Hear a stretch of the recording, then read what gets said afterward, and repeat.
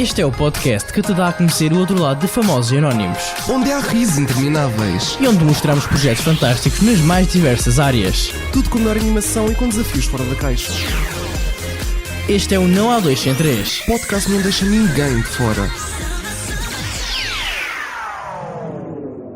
Sejam bem-vindos a mais uma temporada do Não Há Dois Sem Três, a 8ª.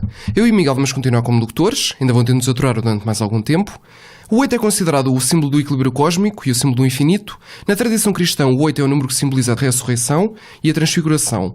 O número 8 simboliza o Novo Testamento e anuncia também a prosperidade e a bem-aventurança de um novo mundo. Nesta temporada temos muitas novidades, novos desafios e mais programas especiais. E pela primeira vez teremos o programa em 2 novas plataformas, o iTunes e o Spotify. Mais motivos para nos acompanharem. Começamos a temporada em grande com o segundo especial do Dia da Mãe do programa. A nossa primeira convidada é mãe de 4 filhos, veio diretamente de Angola para Portugal com grande idade, para mais tarde brilhar no panorama político nacional. Também é jurista e professora, foi Ministra da Agricultura, Mar, Ambiente e Ordenamento do Território e é atualmente a líder do CDS-PP. Para além disso, e não menos importante, não gosta de cozinhar. Olá, Assunção. Olá, muito Assunção. obrigado por ter vindo ao programa. Olá, bom dia, Seja boa tarde, bem-vindo. obrigada pelo vosso convite, obrigada ao Miguel, obrigada ao Luís, é um gosto estar aqui convosco. Muito obrigado, Assunção. É um grande gosto tê-la aqui. Muito obrigado por ter aceito o convite. Até estamos um bocadinho nervosos, não é? Foi, é verdade. E como é que está o nosso programa, Assunção? É diferente e eu fiquei muito entusiasmada com este convite, porque não é muito comum do espaço universitário e de pessoas com a vossa idade terem interesse em alguma coisa daquilo que se faz na área da política e também daquilo que nós fazemos, e no meu caso, em concreto, como também mulher e mãe, e o pretexto é o Dia da Mãe, que é um ponto muito importante, e por isso foi com um grande entusiasmo que recebi o vosso convite. Para mim é um prazer poder estar convosco neste ambiente universitário, que também é o meu. Eu sou professora não das áreas das engenharias, mas de Direito, embora agora já há muitos anos que estou com a minha carreira congelada para poder estar dedicada à causa pública. Muito obrigado. E para nós é um gosto também. Sim, sem dúvida. Claro. Como é que está a sentir-se hoje no Dia da Mãe, não é? Dia da Mãe é um dia para mim muito especial, porque eu sou mãe de 4 filhos com idades muito diferentes. A minha filha mais velha vai fazer daqui a pouco 18 anos e, portanto, acaba o 12º ano, vai começar um momento muito diferente na sua vida, que é a entrada para a faculdade, assim o esperamos. Depois tenho a minha filha mais nova, que está quase a fazer 6 anos e também vai começar um momento muito importante na sua vida, que é acabar o pré-escolar e começar no primeiro ano. Portanto, este ano é um ano de grandes transformações e para uma mãe eu sinto que já não tenho uma bebezinha em casa.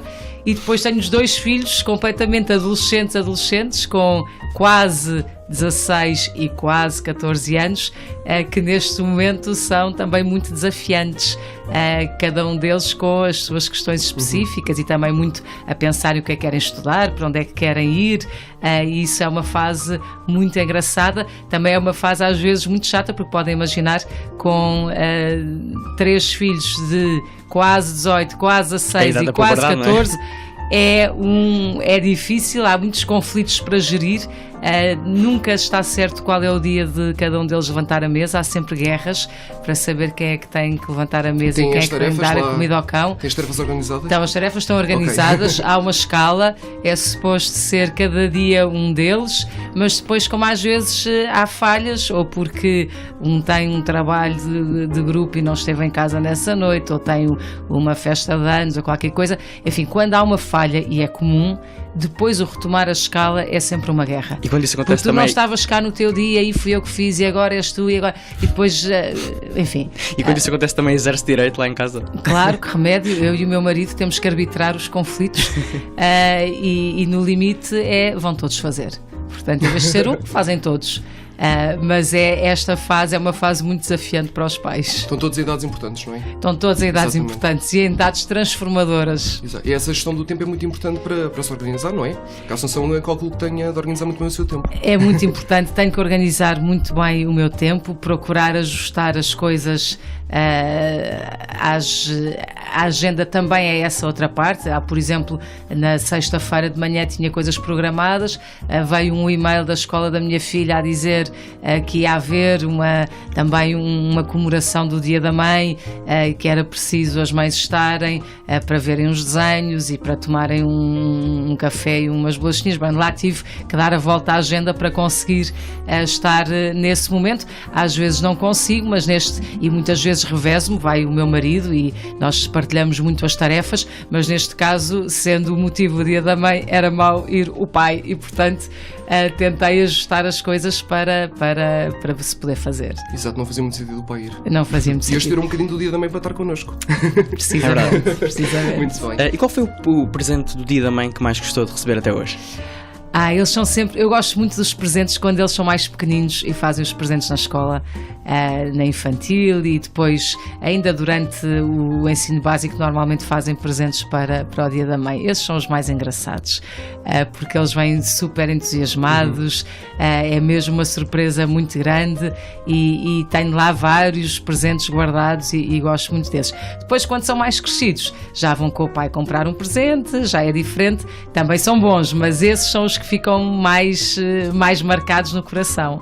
Quando são mais pequeninos, não é? Quando são mais pequeninos. Eu, como tenho a sorte de ter filhos de duas gerações, não é? Porque há aqui assim um intervalo grande entre os primeiros e a quarta, é bom porque de repente voltei a renascer e a reviver essa fase toda. Portanto, essa fase já tinha acabado e agora, de há uns anos para cá, voltei a viver essa fase dos mais pequeninos, que é muito bom. E tem a experiência de um rapaz e uma rapariga também, não é? Tenho experiências, tenho 2 raparigas e 2 rapazes, é por isso é que eu costumo dizer que sou a favor da paridade e do mais possível direitos iguais para todos, porque hoje muitas vezes estou a pensar nas minhas filhas, porque infelizmente nós continuamos a ter papéis diferentes de homens e mulheres, pais e mães, e portanto estou a pensar muito nas minhas filhas, mas de hoje para amanhã se calhar precisamos dessas leis para também apoiar os filhos, os rapazes, porque as coisas vão mudando e vão mudando com alguma rapidez, embora, enfim, nós sabemos que sem algum trabalho legislativo provavelmente demorarão muito tempo a mudar, muitas e muitas décadas a mudar.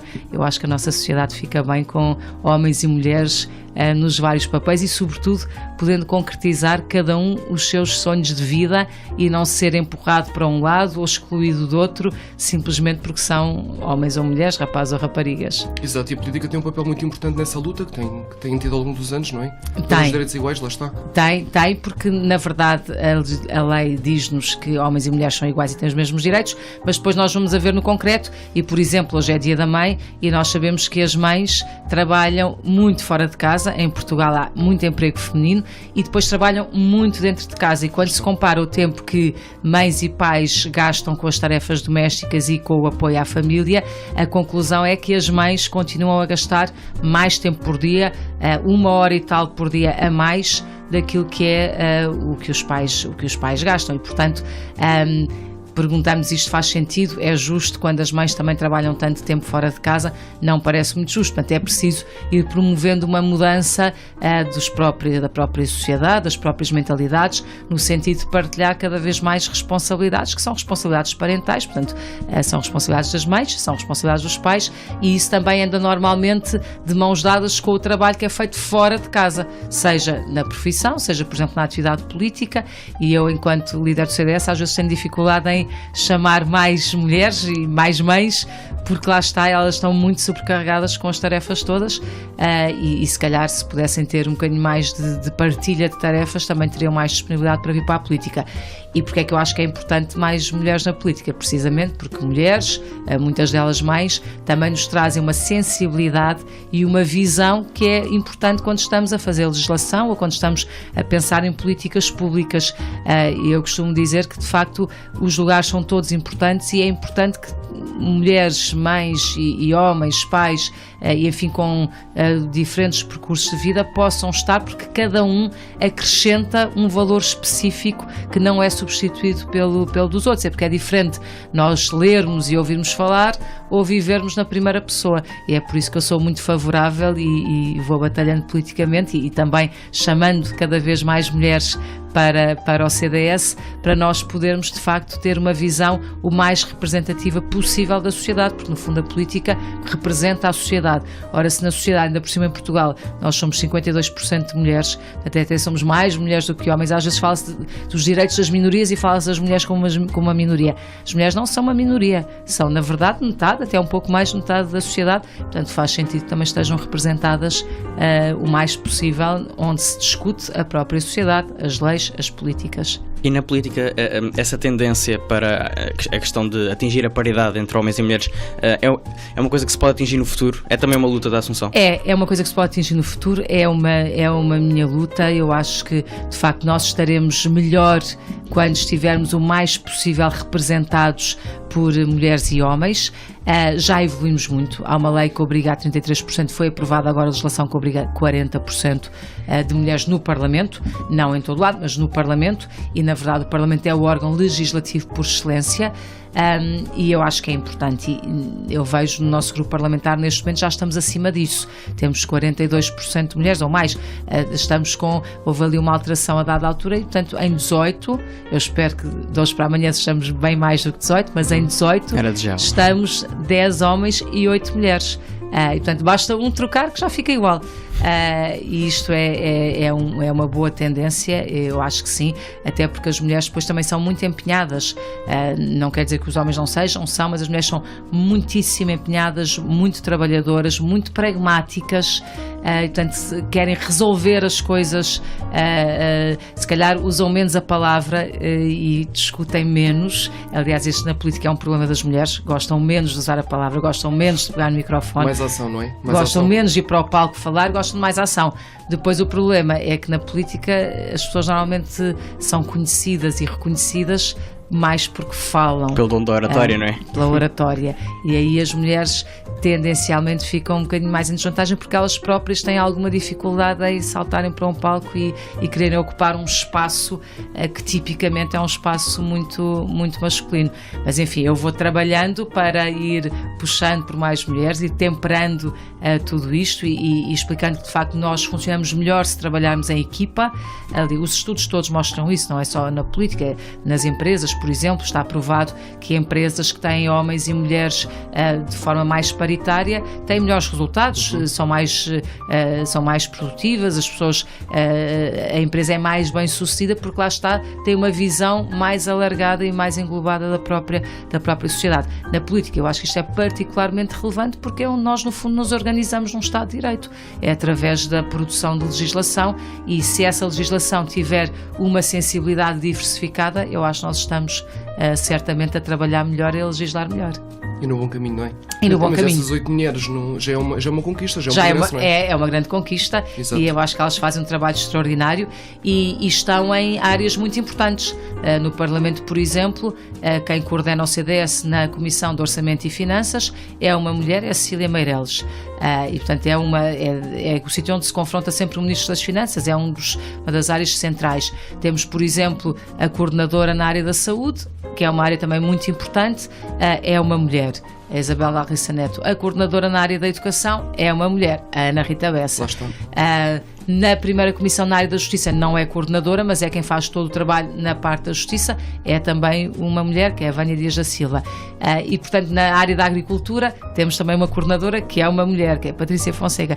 E portanto por aqui podem ver, etc, por aqui podem ver que de facto estamos bem e sobretudo com vontade de continuar a ter mulheres em papéis relevantes e a poderem dar o seu contributo. Até porque eu acho que um dos temas no qual as mulheres são mais sensíveis tem a ver com a conciliação trabalho-família e aí este eu acho que é um tema que não é das mulheres, é das mulheres e dos homens e nós precisamos que os homens também ganhem sensibilidade para este tema, mas sem dúvida que as mulheres são normalmente quem tem mais, enfim, um argumento mais fino ou quem sente de uma maneira diferente a importância de nós podermos fazer tudo.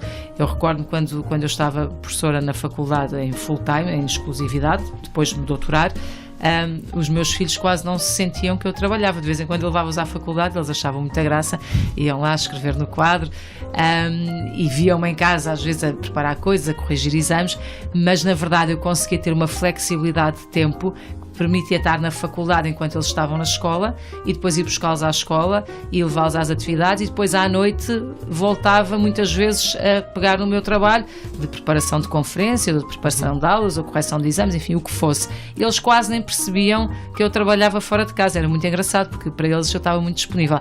Quando entrei para a política, isso mudou radicalmente. Aliás, ao princípio queixavam-se. A minha filha mais velha, Maria do Mar, tinha 8 anos. E na altura começou a reclamar, a dizer que para o Parlamento só deviam ir pessoas, não eram mulheres, é engraçado, era pessoas sem filhos. Pessoas sem filhos é que deviam ir para o Parlamento, porque fazia muita falta em casa, porque de facto o contraste foi grande. Ainda por cima eu fui coordenar a Comissão de Orçamento e na altura eu fui eleita em 2009 pela primeira vez.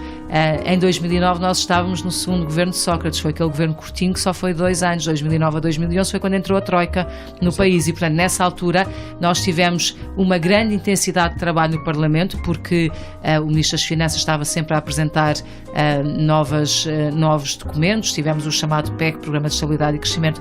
Tivemos 4 PECs a serem discutidos no Parlamento e, portanto, eu basicamente, para além dos orçamentos de Estado, havia os PECs e eu passava o tempo todo no Parlamento e fora de horas. Às vezes o meu marido ligava à televisão, no canal da televisão, para ver, então a ver, a mãe ainda está ali, vamos jantar. Eu mandava mensagem, mas ele ligava, a mãe está ali. Fazia companhia na televisão. Vamos jantar que isto ainda demora. E, portanto, foi um grande contraste. Mas, na verdade, eu acho que mais mulheres também, na parte da política, ajudam a moderar estes horários. Eu, por exemplo, enquanto líder do CDS, uma das coisas que mudei foi, acabei com reuniões ao fim da tarde. O fim da tarde, para quem tem uma família com filhos e com filhos em idade que precisam do apoio dos pais, claro, é a pior altura em casa, porque é quando as crianças chegam da escola, fazem os trabalhos, banhos, vestir o pijama, jantar e depois cama. Portanto, há ali um tempo que ou se está ou não se está. Se não se está, já só se vê no dia a seguir, porque depois os miúdos vão para a cama cedo, para a cama às 9, 9h30, e portanto já não dá para ter grande convívio.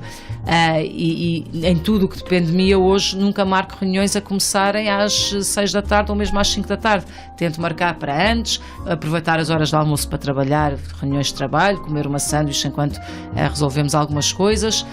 Quando são reuniões mais alargadas, e no nosso caso que temos reuniões de pessoas que vêm do partido de todo o país, aí pronto, há um dia fixo a seguir ao jantar para se fazer a reunião. Mas lá está, permite jantar em casa e depois ir para a reunião. Mas vou tentando que isso seja o mínimo possível, até porque já há muitas situações em que eu também tenho que estar fora de casa. Eu acho que mais mulheres ajudariam, se calhar, a regular também estes horários todos, também no Parlamento, onde não é nada fácil, porque de facto as reuniões prolongam-se. Eu neste momento não faço tanto trabalho de comissões, mas não sei se vocês têm ideia, no Parlamento há 12 comissões permanentes, para além dessas comissões, que são as tais da agricultura, do trabalho, da segurança social, da saúde, do orçamento, etc. Para além dessas, há comissões eventuais, portanto, quando há temas específicos, cria-se uma comissão para aquele tema. Por exemplo, agora há a Comissão da Transparência a funcionar, e depois ainda há outras comissões, por exemplo, as comissões de inquérito, Comissão de Inquérito a Tanques, Comissão de Inquérito à Caixa Geral de Depósitos, que também são criadas. Portanto, e os deputados têm que estar em todos estes sítios, muitas vezes com reuniões que acabam muito tarde, para ouvir pessoas que lá vão, e isso na verdade é um trabalho exigente. Às vezes as pessoas não têm muita noção, mas ainda por cima, para conciliar com a família e sobretudo quando estamos a falar de deputados de fora de Lisboa, aí as coisas ainda são mais difíceis. Portanto,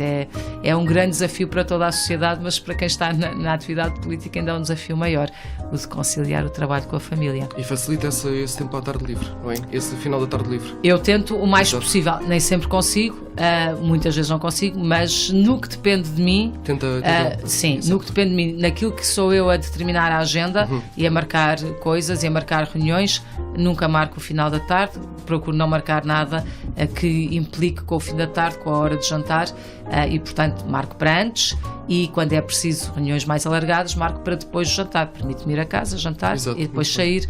Sempre estou um bocadinho com os meus filhos. E tem saudades dos seus tempos de professora, em que tinha mais tempo? Tenho algumas saudades, sim. Tenho saudades de várias coisas. Deste tempo mais flexível.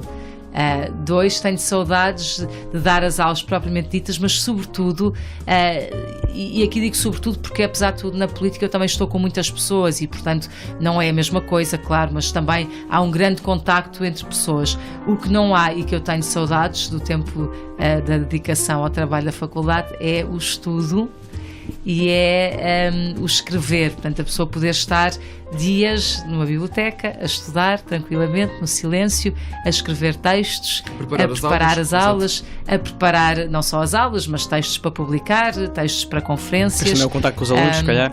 O contacto com os alunos, sim, mas era o que eu dizia, o contacto, felizmente, na atividade política, é das coisas que eu mais gosto na atividade política, é o contacto com as pessoas dos mais novos aos mais velhos, com a juventude popular, quando vou, gosto imenso de ir convites que me fazem para ir falar às universidades, a debates, às escolas. O DOS, por exemplo. São coisas muito boas e muito diversificadas, que é uma coisa boa na atividade política. Gosto de comunicar, de falar a isso. Gosto muito de comunicar. E gosto de comunicar com pessoas diferentes e para públicos diferentes, e na atividade política nós temos isso, temos quer a relação 1 a 1 das pessoas com quem conversamos na rua, nas visitas que fazemos e estamos ali um bocadinho de tempo a conversar e a ouvir a história daquela pessoa, quer uma comunicação com muita gente, como há, sei lá, nos jantares partidários, tipo comício, e aí falamos com muita gente ao mesmo tempo. O que eu não tenho na atividade política, eu tenho menos, porque o tempo é muito cheio, lá está, de conversas dos mais variados formatos, do trabalho parlamentar, e portanto há sempre cheio de contacto com pessoas. O que não há na atividade política tanto, pelo menos neste momento ao nível que eu faço, é o tempo para estarmos em silêncio a estudar e a pensar e a escrever coisas com muito tempo. Isso há outras pessoas que fazem, com certeza, porque um trabalho partidário e político tem muita gente e há assessores que fazem esse trabalho de estudar aprofundadamente os assuntos, mas o meu trabalho é muito de falar com as pessoas, ler mais na diagonal do que na profundidade, e sobretudo não há muitas horas para estar em silêncio e em paz, não é? A estudar e a refletir, e em paz. E em paz tem pouco. Só para acabar a questão do Ida Mãe rapidamente, muita gente conhece a Assunção como política. Como é que é a Assunção como mãe? Como é que se define como mãe, assim rapidamente? Rapidamente, eu acho que sou uma mãe muito curiosa e feliz por ver os meus filhos a crescer e, portanto, muito alegre por perceber o tempo a passar e as transformações a passar. Não sou muito saudosista do género quando eram pequeninos era tão bom e agora não. Eu gosto muito de todas as fases. Também tenho a felicidade de ter voltado a ter uma pequenina, portanto reviver até com mais gosto, porque lá está, a pessoa valoriza mais quando as coisas já passaram e, portanto, reviver todas essas fases. Não estou muito tempo em casa, como podem imaginar, porque vocês veem muito tempo em todo lado, mas vou-vos contar uma história engraçada. Quando nasceu a nossa quarta filha, portanto os mais velhos tinham 12, 10 e 8 anos. E, de facto, já não tinham experiência da mãe muito tempo em casa, porque eu já estava na política há um tempo e nessa altura estava no governo. E os meus filhos estavam ansiosos por eu ter licença de maternidade e estar em casa. E pela bebê, não é? E pela bebê, claro, mas para além da bebê, interessava-lhes, tinham um interesse muito, muito particular e muito focado neles próprios, que era, vamos ter a nossa mãe em casa durante um tempo. Tinham saudades, claro. E tinha saudades dessa ideia da mãe em casa. Então, a Luzinha nasceu no dia 28 de julho de 2013 e apanhámos o verão, portanto, agosto, verão, férias, praia, etc. Isso não fez muita diferença. E chegámos a setembro e, de facto, eu estava em casa. Eu fiquei 2 meses e picos em casa e depois fui retomando gradualmente. E nessa altura de setembro, eles começaram todas as aulas e quando chegaram a casa, a mãe estava em casa. Então agora vamos lanchar. Então agora os trabalhos de casa. E agora já estudaram. E agora não sei. E de repente eles só diziam, não mãe, volta a trabalhar, por favor. É bom voltar para o trabalho. Porque passaram a ter uma mãe mais presente, mas também mais exigente desse ponto de vista. E eles já não estavam muito habituados. Felizmente eles são bons alunos e as coisas correm bem. Mas claro que comigo em casa, o tempo na televisão ou o tempo a fazer outras coisas era mais temperado com o tempo para fazer trabalhos de casa e para estudar. E portanto eu acho que eles rapidamente perceberam que é muito bom terem uma mãe ocupada. Exato. Porque se eu não estiver ocupada com outras coisas, ocupo-me mais intensamente do tempo deles e da vida vida deles. Começa a patrulhar a casa, digamos Começa assim. a patrulhar a casa. E, portanto, eles ficaram felizes por não existir rapidamente, ter acabado esse momento. E eu acho que perceberam que, de facto, a minha natureza é de fazer muitas coisas e o tempo tem que estar sempre ocupado. Se não está ocupado num lado, está ocupado no outro. Estar ocupado, muito bem. Estará ocupado no outro. Mas parece uma mãe muito feliz e orgulhosa dos seus filhos. Sou, muito. Nota-se na maneira, no sorriso com que fala deles. Sou muito feliz. Cada um, sabem que eu sou de uma família de 5, eu sou a terceira de 5. E os meus pais diziam muito que, de facto, os filhos são como os dedos de uma mão, são 5, mas todos são muito diferentes. A mão é a mesma, os dedos são todos muito diferentes. E isso é uma coisa extraordinária. Nós percebemos que, de facto, temos, no meu caso, 4 filhos, mas todos eles são diferentes, todos eles são criados da mesma maneira, com as mesmas preocupações, mas, de facto, cada um deles é absolutamente único, tem a sua personalidade única, tem os seus interesses únicos, e não vale a pena nós queremos achar que é tudo igual, e isso a mim desperta-me uma grande curiosidade. Eu tenho muita curiosidade e muito orgulho neles e em perceber o que é que eles vão ser, como é que vai ser a vida deles, se eles estão felizes. Para mim a coisa mais importante de todos é que eles estejam felizes e que se sintam felizes. Se eles estão felizes, então vai correr tudo bem, porque uma pessoa feliz, na verdade, consegue fazer com que a sua vida, às vezes com dificuldades, certamente, com embaraços, com obstáculos para ultrapassar, mas consegue sempre fazer da sua vida um espaço de felicidade. Isso eu acho que é o mais importante. Exato. E vai acontecendo os seus filhos e descobri-los, que é muito importante. Bem, vamos continuar agora com a questão do Dia da Mãe. Exatamente. Mudamos completamente o tema agora. A propósito do caso de intervenção policial no bairro da Jamaica, em janeiro deste ano, a Assunção dirigiu-se a António Costa e perguntou se defendia ou não a intervenção policial. Isto também para contextualizar os nossos ouvintes. À qual António Costa respondeu com uma pergunta, e passo a citar: mas está a olhar para mim e deve ser seguramente pela cor da minha pele que pergunta isso. O que é que sentiu nesse momento? Fiquei estupefacta. E nem percebi bem porque aquela pergunta naquele contexto e naquele momento. E há aqui um detalhe muito engraçado. Eu não estava a olhar para o Primeiro-Ministro, eu estava a olhar para o relógio que estava por cima do Primeiro-Ministro, porque estava a ver o tempo que eu ainda tinha para usar. E nessa altura, quando o Primeiro-Ministro está a olhar para mim, eu até achei que ele ia dizer: não está a olhar para mim, está distraída, está a olhar para o relógio. E portanto aquilo, na verdade, analisado, foi uma coisa que estava pensada, não veio na decorrência da pergunta, não veio no contexto que vinha sendo tratado. A minha pergunta tinha a ver com os desacatos, até nem era com os do bairro da Jamaica, porque eu mostrei várias notícias, era com o que tinha acontecido depois em várias zonas da área de Lisboa, a resposta também, não é? Onde tinha havido incêndios de viaturas, contentores do lixo, etc. Portanto, tinha a ver com essa parte dos desacatos que tinham sido as notícias que eu tinha mostrado e como é que era e como é que se posicionava perante isto. E, portanto, eu fiquei absolutamente surpreendida. Achei que o comentário não tinha cabimento. Não tinha cabimento nenhum, não tinha ponta para onde se lhe pegasse, e por isso também a minha resposta foi também muito genuína, que foi: eu nem respondo porque sinto vergonha alheia de ver um Primeiro-Ministro a querer trazer um tema que não tinha cabimento nenhum, que não fazia sentido nenhum e que eu percebi naquele instante que era uma coisa que estava pensada e que ele queria trazer para o debate porque queria fazer uma acusação que não tinha nenhum tipo de fundamento. E, portanto, a resposta que eu dei foi essa mesmo, de alguém que tinha ficado absolutamente estupefacto. Pronto, só esta questão. Okay. E mudando de assunto novamente, sobre o seu podcast, que hoje também está num podcast, mas como entrevistada, como é que surgiu a ideia para o podcast da Assunção? Foi de perceber que lá está, que os meus filhos usam muito o tempo deles a ouvir podcast e, portanto, e às vezes vão para o quarto e ainda estão, temos que ir lá depois recolher os telefones, porque ainda estão a ouvir podcasts dos mais variados. E eu percebi que isso era uma forma boa de comunicar. Nós às vezes sentimos que é difícil comunicar, porque imaginem, num debate quinzenal que eu faço com o Primeiro-Ministro, lá está, de 15 a 15 dias, o que sai normalmente pela comunicação social tradicional são coisas muito curtinhas, são 20 segundos, são 10 segundos, que não refletem nem só o nosso pensamento, nem aquilo que foi feito naquele tempo. O tempo já é curto, são 6 minutos e meio que eu tenho para gerir, portanto já de si é muito curto, mas ainda assim o que sai para a generalidade das pessoas ainda é mais curto que isso. É muito pouco.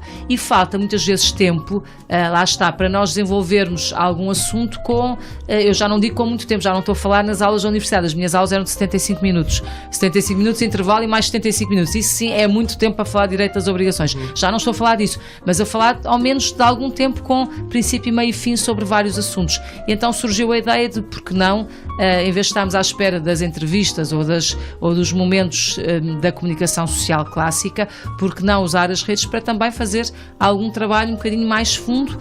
Não pode ser de muitos minutos, porque as pessoas não ouvem muitos minutos sobre Exato. política. Nós temos essa experiência. Vocês têm essa experiência, mas se calhar pelo menos de 6, 7, 8, 10 minutos sobre um tema sem interrupções e com também um registro diferente, um registro um bocadinho mais calmo, que é uma coisa que eu às vezes sinto falta na política. Mais informal, talvez, não? Mais informal, mais tranquilo, se calhar um bocadinho mais explicativo. Na política é tudo feito muito de afirmações, muito de declarações, coisas que têm que ser assertivas, e eu acho que isso não é o tom normal que as pessoas normalmente usam, e por isso daí enfim, a necessidade de procurar também outra forma de poder comunicar, e estamos a dar os primeiros passos, mas eu acho que o resultado até agora está a ser bom. É uma maneira moderna de chegar às pessoas. É uma maneira moderna de chegar às pessoas. Eu aqui sou sempre muito inspirada pelos meus filhos. Por exemplo, eu tinha um Facebook que tinha já muitos seguidores. Houve um dia que os meus filhos viraram-se-me e disseram: isso já ninguém usa Facebook. Eu, como já ninguém usa Facebook? Está-se a perder o Facebook. Está-se a perder, porque os mais jovens o que querem é Instagram. E portanto vieram-me dizer que eu tinha que ter um Instagram, porque o Facebook já não estava. Ou seja, os seus filhos são a assessoria de comunicação. Um bocadinho. Funciona muito como essa assessoria, como alertas. Muitas vezes são eles que me dizem o que é que está a acontecer nas redes. Se eu já reparei nisto ou naquilo. É engraçado. Já aconteceu os meus filhos serem os primeiros a trazerem-me notícias. O que está na moda, no fundo, é isso? O que está na moda, nem só o que está na moda, às vezes a própria atualidade. Exato.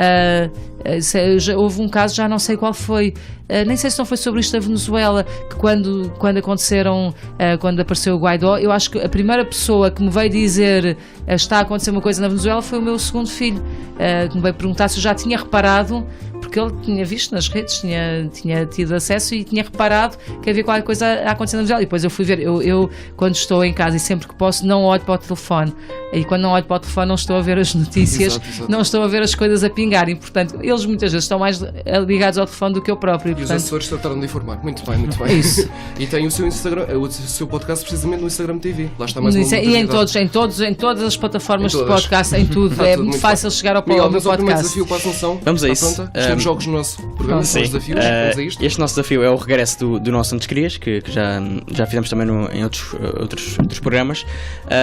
E eu vou dar duas opções e a Assunção tem de escolher entre duas opções. Uma espécie de dilema para si. Sim, exatamente. Mas é uma decisão rápida. Está bem. Não posso pensar muito. Não, exato. É logo. É tipo debate quinzenal. Não dá para pensar muito. Exatamente. Antes queria ir jantar fora com o António Costa ou com a Catarina Martins? Com a Catarina Martins. Muito bem. Quer justificar? Quero, porque aí podemos discutir as questões das mulheres e destas coisas que nós andamos aqui assim a conversar e de como é que podemos progredir pensando em trazer mais mulheres também para a política. Ela, como eu, ocupamos lugares de liderança nos partidos. Eu tinha alguma curiosidade também em perceber se para ela é fácil trazer mais mulheres, se não é, enfim, como a visão também um bocadinho, por isso também acho que esse seria um bom tema de conversa. Com o António Costa, os temas de conversa seriam certamente mais conflituantes. Exato. Não quer dizer que em relação ao Bloco de Esquerda não tenho imensas divergências políticas, obviamente que tenho, mas pensando aqui naquilo que nos une, e o que nos une é sermos mulheres, acho que tínhamos aqui um ponto de conversa que podia ser interessante. Antes queria ir viver com a sua família para o campo, descansada da vida e dedicar-se à agricultura, mas nunca mais poder fazer política, ou continuar com política, mas era a sua família que tinha de ir para o campo e só os via uma vez por mês. Isto é difícil. Não é nada difícil. Eu ia com a minha família para o campo, porque para mim a hierarquia é perfeitamente clara.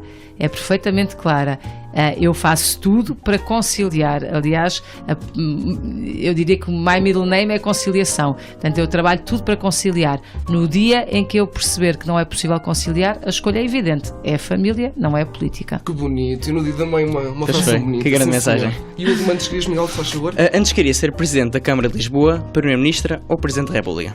Aquilo que os portugueses quiserem.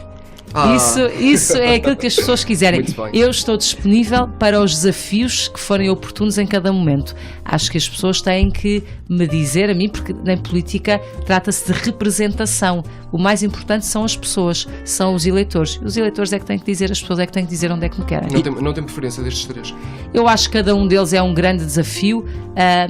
todos eles têm o seu tempo, todos eles têm o seu momento, Exato. todos eles pressupõem um percurso político relevante, e para mim o desafio mais importante é aquele que eu tenho em cada momento. Neste momento é ser líder da oposição, de facto e de direito, na Câmara Municipal de Lisboa, porque o CDS tornou-se na segunda força da capital e crescemos muito, e portanto eu sou vereadora da oposição, e é ser, eu costumo dizer, a brincar, mas com alguma verdade, a ser líder não de direito, mas de facto a nível nacional, quando confronta António Costa e quando confronta o Governo com aquilo que andam a fazer, e sobretudo, para além de confrontar, apresente sempre uma alternativa construtiva para todos os assuntos. Nós temos sempre uma grande alternativa, ainda agora para o Programa de Estabilidade, documentos muito sérios que mostram que nós de facto estamos a trabalhar com profundidade e, portanto, política positiva, sempre na construtiva, obviamente sinalizando o que está mal, fazendo oposição forte, mas oposição sempre construtiva.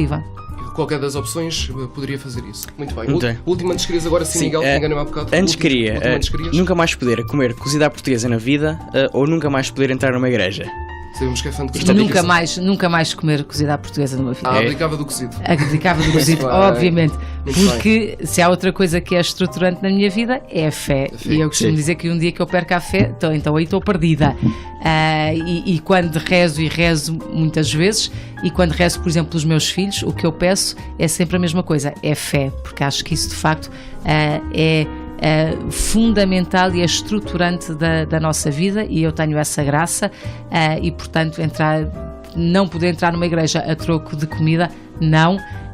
Aliás, quando eu olho muitas vezes para os percursos de tantos cristãos e ainda hoje perseguidos no mundo, e ao longo da história sempre perseguidos no mundo, a grande pergunta que eu me coloco é: e se eu estivesse no lugar deles, conseguia manter a minha fé e conseguia também fazer como eles? Isso é que é um grande desafio. E o cozido ao lado disso não é nada. Muito bem. O cozido ao lado disso não é nada. É bom, mas não é nada. Foi o nosso antes querias, Sim. não é? Já tínhamos saudades. Assunção, vamos agora terminar a primeira parte da entrevista com uma música escolhida por si, uma coisa que gosto, seja importante para si, uma música. Uma música que eu gosto, Temos tudo.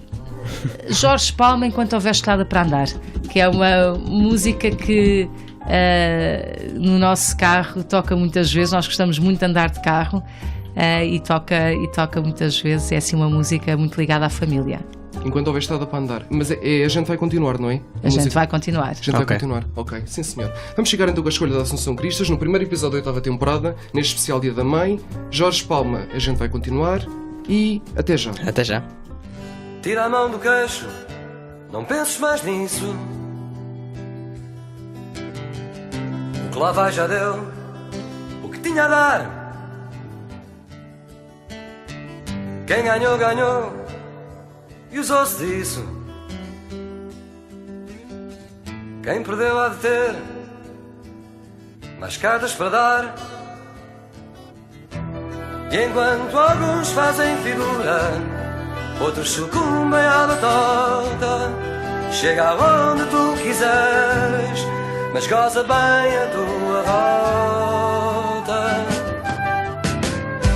Enquanto houver estrada para andar, a gente vai continuar. Enquanto houver estrada para andar, enquanto houver vento e mar, a gente não vai parar. Enquanto houver vento e mar.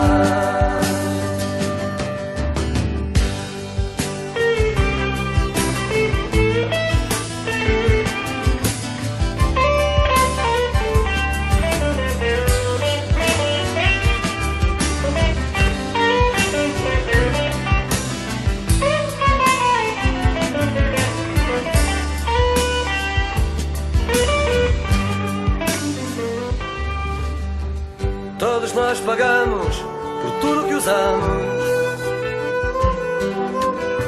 O sistema é antigo e não poupa ninguém. Não. Somos todos escravos do que precisamos. Reduz as necessidades se queres passar bem.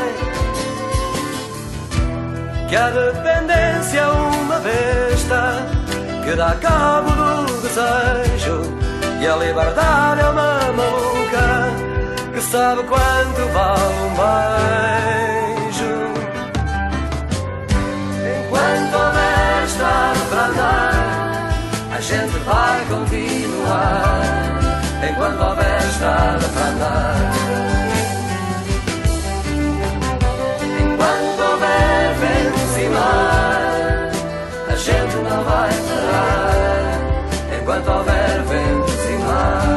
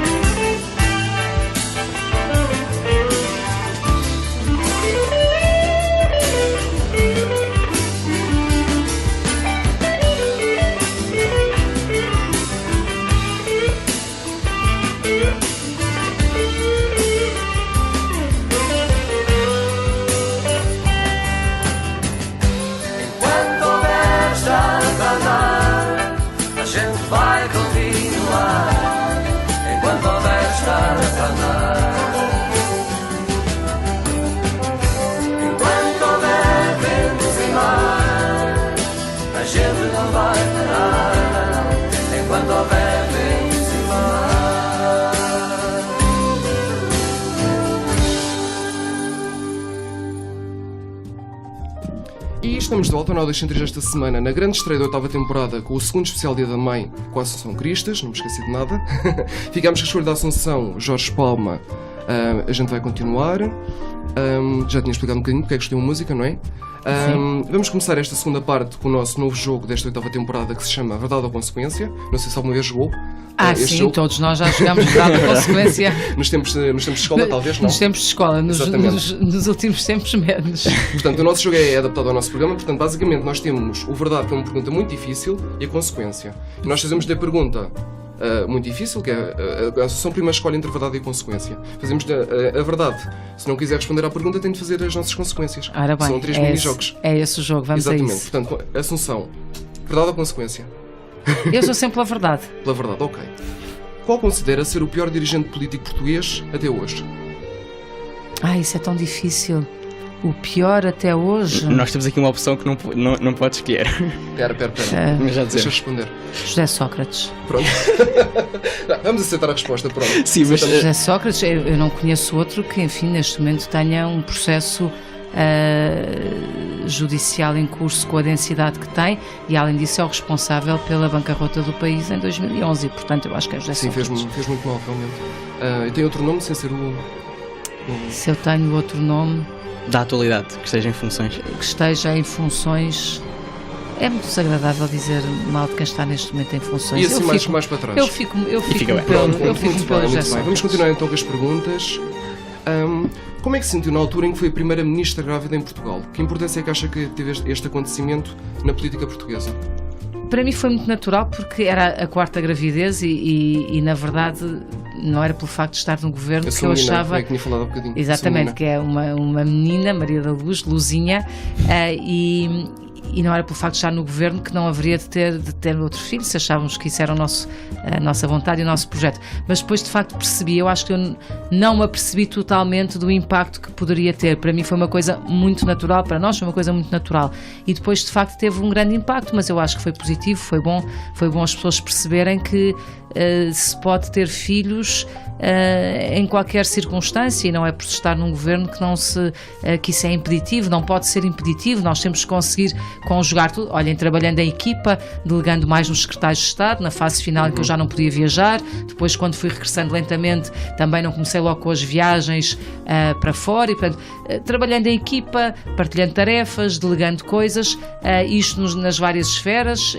eu acho que tem de ser possível, e a sociedade tem que se organizar para isso ser possível, até porque nós temos pouquíssimas crianças e precisamos de ter mais, e as pessoas têm esse sonho de ter mais filhos. Os portugueses, quando perguntados sobre se querem ter filhos, eles dizem que sim, querem ter 2,3 filhos em média. Há 1,2 e portanto há aqui um grande trabalho para se fazer para tornar possível as pessoas concretizarem os seus sonhos, nomeadamente constituir família. Ok. E quais são os seus prognósticos para as eleições europeias e legislativas? É tudo muito incerto. Mas do lado do CDS eu gosto de me preocupar e de me ocupar daquilo que tem a ver connosco.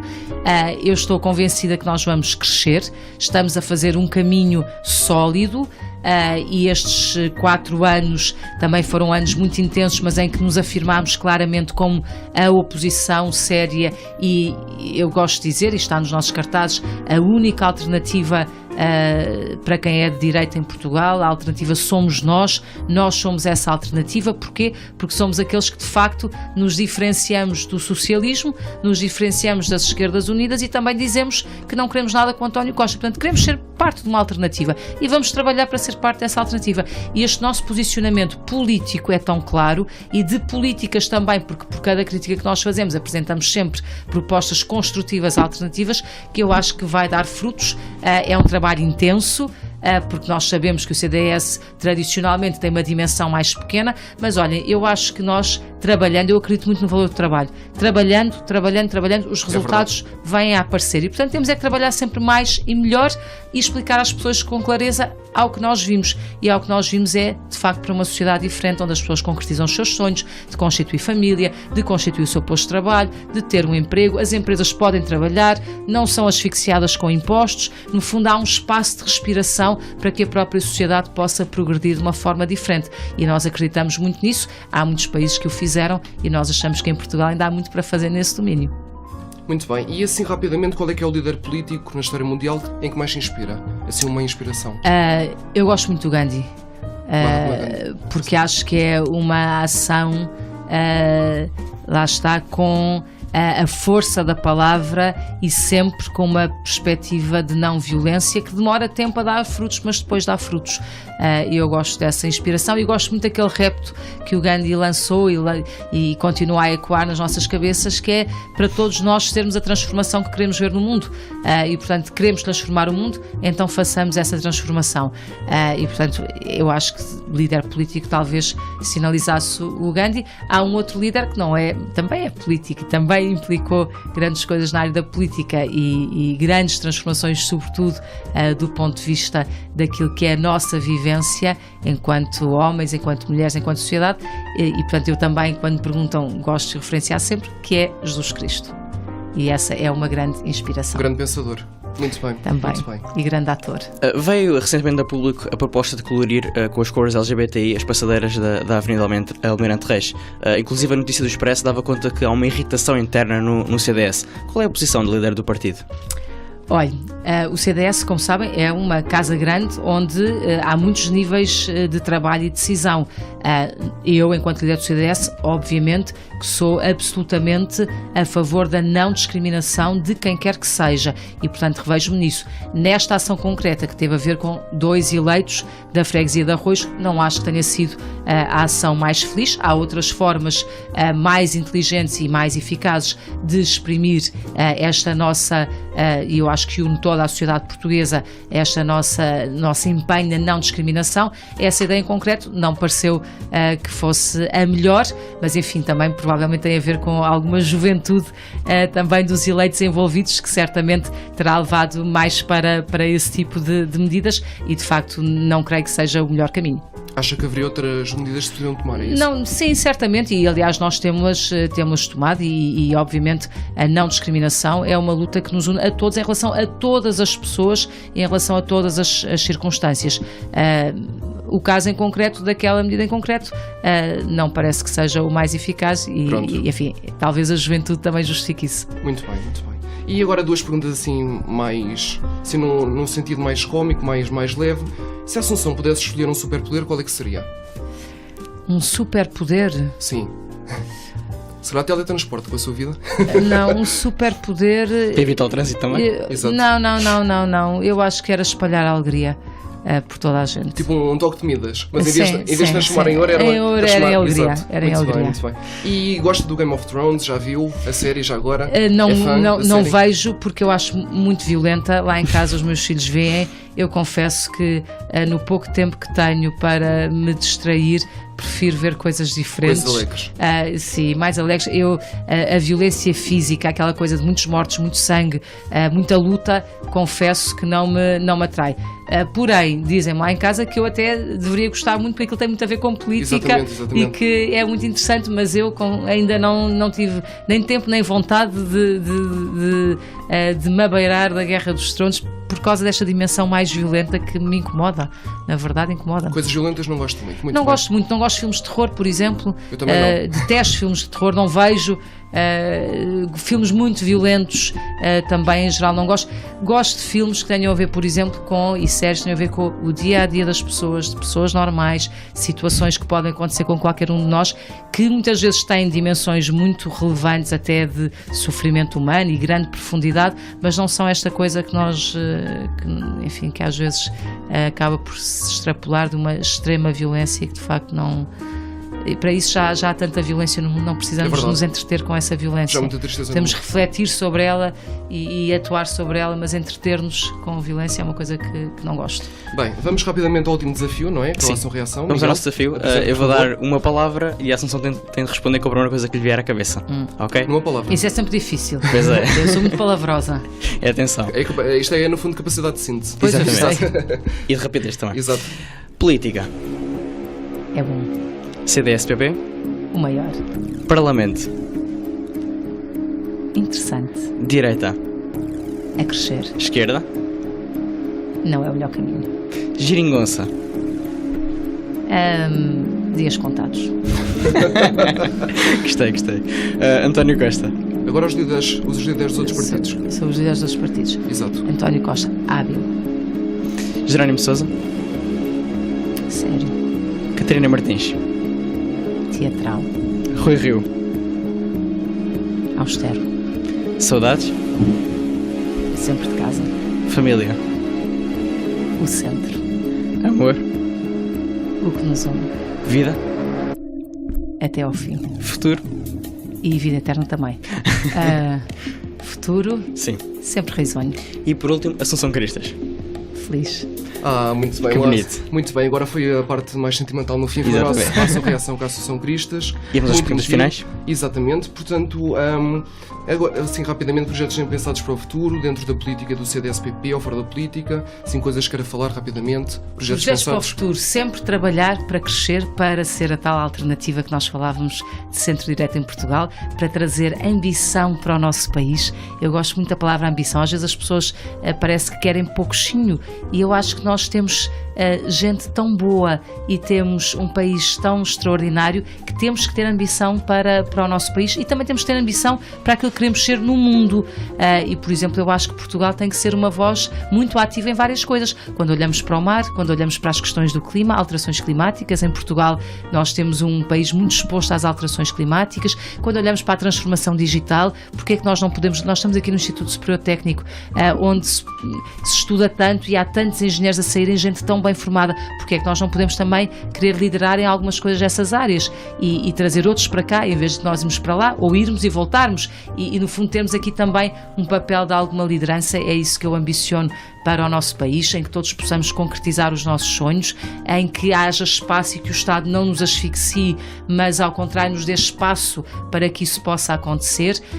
E é essa a ambição que eu tenho, é pensar que os jovens que hoje saem das universidades podem correr o mundo e bem, porque vão conhecer o mundo, mas também podem ficar aqui e podem ir e voltar e sabem que o país é um porto seguro e é um sítio onde podem concretizar e desenvolver os seus sonhos de vida. Isso é uma coisa muito importante. O futuro é risonho para esses jovens? Acho que o futuro pode ser risonho, temos nós que do nosso lado e do lado da política preparar as coisas para garantir que sim, que isso pode acontecer, e que, por exemplo, não precisam de ir encontrar uma empresa XPTO num sítio qualquer, porque essa empresa também pode estar aqui e pode ser portuguesa ou pode ser estrangeira, mas chegou aqui a Portugal e percebeu que este era o sítio onde podia desenvolver o seu trabalho, onde podia criar um bom emprego, onde podia dar espaço para os jovens desenvolverem os seus projetos profissionais e pessoais. Um país onde nós, lá está, não pensamos apenas nos projetos profissionais, mas também nos pessoais, onde as pessoas podem ter os filhos que querem, onde há uma estrutura de apoio em que isso de facto torne a vida mais fácil. Esse sonho, essa ambição é o que eu tenho, para os meus filhos, é o que eu tenho para mim própria, é o que eu tenho para o país. Acho, sobretudo, que a ambição é uma coisa que nós temos que começar a trazer para para o nosso léxico, ter ambição para o nosso país, ter ambição para as nossas vidas, ter ambição para a nossa sociedade e pensar também como é que nós, no meio de um mundo que é cada vez mais pequenino, mas muito diversificado e sempre com tensões e sempre com concorrência, etc, etc, como é que nós, Portugal, nos podemos posicionar? Por exemplo, eu acho que nós devemos ser os grandes líderes na área do mar, na área do oceano, da defesa do oceano, da economia azul, daquilo que nós temos uma área marítima enorme e quando olhamos para o mundo, onde é que nós podemos ser diferentes, onde é que nós podemos ser uma voz de facto diferenciadora? Se calhar essa é uma das áreas onde nós podemos ir mais além e assumir isso também como um projeto nacional. E essa também se calhar é uma ambição sua, porque também ocupou a pasta também, e vi uma coisa, enquanto eu falava em reuniões europeias ou internacionais de agricultura ou de ambiente, que também tive, ou de ordenamento territorial ou mar, quando falava de mar, Portugal, e não era por ser eu, era por ser Portugal, obviamente, Portugal era a voz ouvida, era uma voz muito ouvida, as pessoas calavam-se para ouvir aquilo que Portugal tinha a dizer. Porquê? Porque trabalhámos nessa área muito, mas também porque temos atrás de nós um passado e uma história que é reconhecida a nível mundial.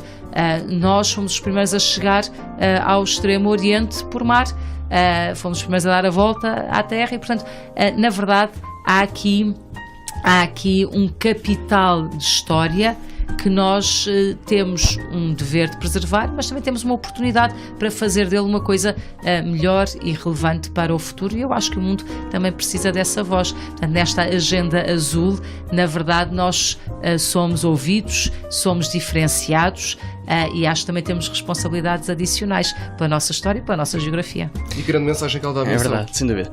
Se o seu eu criança visse o seu eu adulto, o que é que lhe diria? Muito surpreendida. Com tudo o que conquistou, não é? Sim, muito surpreendida, porque eu em criança queria ser advogada.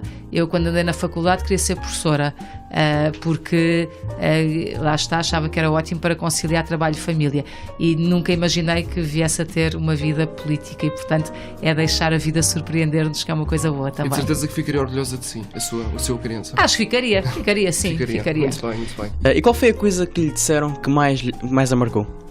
Uma frase, uma lição de vida que a tenha marcado. Há uma coisa que a minha mãe dizia muito quando, olha, lá está, Dia da Mãe, também fica o elogio à minha mãe. Exato. Vem a propósito, que a minha mãe dizia muitas vezes quando nós éramos todos pequeninos, e que a mim me marcou muito e que também tem a ver com a questão da fé, que era vocês, enfim, no meu caso, que tinha talentos, que Deus me tinha dado talentos e que o meu dever era pô-los a render ao serviço de todos, e que eu tinha de descobrir como é que isso era e não podia desperdiçar os talentos. E esta ideia de que nós temos de facto coisas que nos são dadas, nós não pedimos para termos mais apetência para isto ou para aquilo, mas temos ao nosso dispor um conjunto de características com as quais temos que fazer alguma coisa. E portanto, se eu era boa aluna, na perspectiva da minha mãe, eu até devia estudar um bocadinho mais para ainda ser melhor.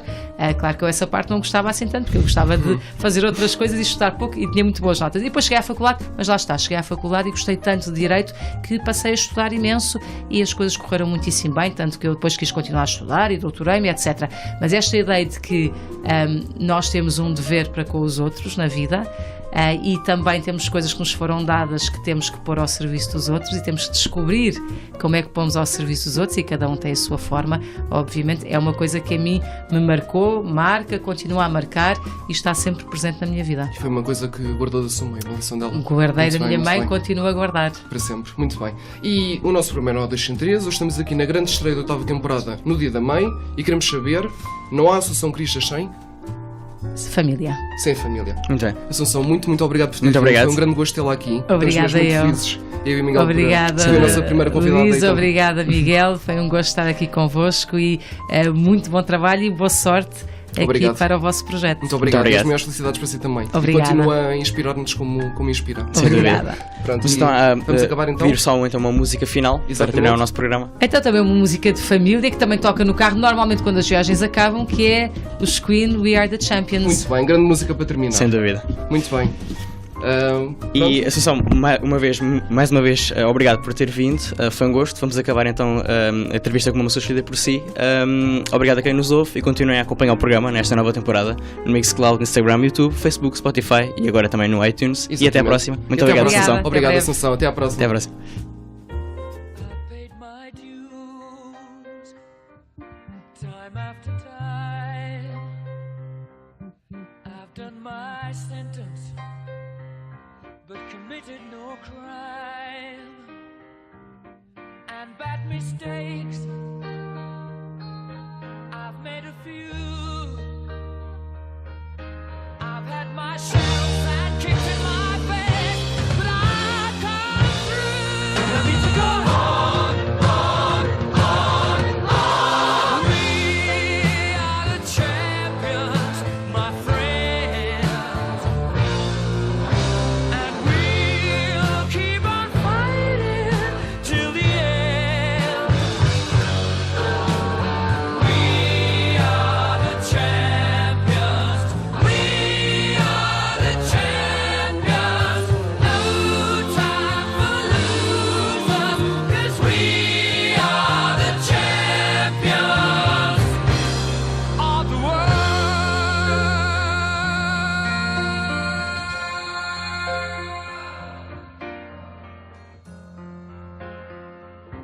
I've taken my bows and my curtain calls.